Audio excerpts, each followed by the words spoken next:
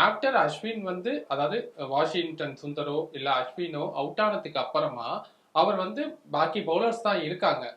பும்ரா, சிராஜ், ஹர்ஷித் ராணா இந்த மாதிரி பவுலர்ஸ் தான் இருக்காங்க. அவங்க வந்து விக்கெட்டை விடுறதுக்குள்ள இவரால எவ்வளவு அடிச்சு ரன்னை கொடுக்க முடியுமோ அவ்வளவு பண்றாரு. கண்டிப்பா முக்கியமான விஷயம் அவரோட ரோலை வந்து யாருமே நம்ம வந்து சிம்பிளிஸ்டிக்கா கிரெடிட் கொடுக்காம இல்ல. 40 ரன் அடிச்சாரு, பிரைஸ்லெஸ் ரன்ஸ் தான். அந்த இடத்துல இன்னும் கொஞ்சம் அஸ்வினோ வாஷியோ இல்ல வேற ஏதாவது ஒரு பேட்ஸ்மேனோ ஸ்டே பண்ணி விளையாடி இருந்தா இவரும் ஸ்டே பண்ணி விளையாடி இருப்பாரு.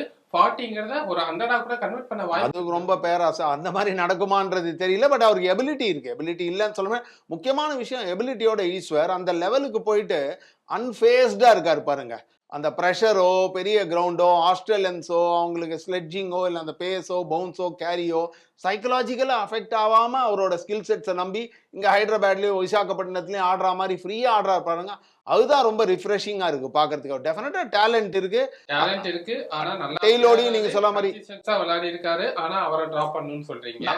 ஏன்னா அவருக்கு அந்த அளவுக்கு போலிங்க்கு அவ்வளவு வந்து வாய்ப்பு இல்லை. இந்தியாவுக்கு வந்து இப்போ கடுகத்தனை போலிங்ல சஃபர் பண்ற மாதிரி இருக்கு. பும்ராக்கு சப்போர்ட் தேவை.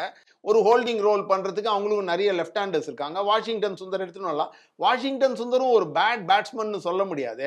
அவரும் ஃபர்ஸ்ட் கிளாஸ்ல 150 160 அடிச்சிருக்காரு. இப்போ ரீசன்ட் பாஸ்ட்லயும் அடிச்சிருக்காரு. போதாதுக்கு ஃபர்ஸ்ட் டெஸ்ட் மேட்சே பாத்தீங்கன்னா விராட் கோலியோட நிறைய பேருக்கு ஞாபகம் இருக்குமான்னு தெரியாது. இந்த காலத்துல அவ்வளவு மேட்ச் நடந்துட்டு இருக்கு. 29 அடிச்சாரு. அந்த வைட்டல் பீரியட்ல விராட் கோலி அந்த செகண்ட் நியூ பால் எடுக்கிறதுக்கு முன்னாடி விராட் கோலியோட ஒரு 70-80 ரன் ஸ்டாண்ட் போட்டார். 29 ரன்ஸ் அடிச்சாரு.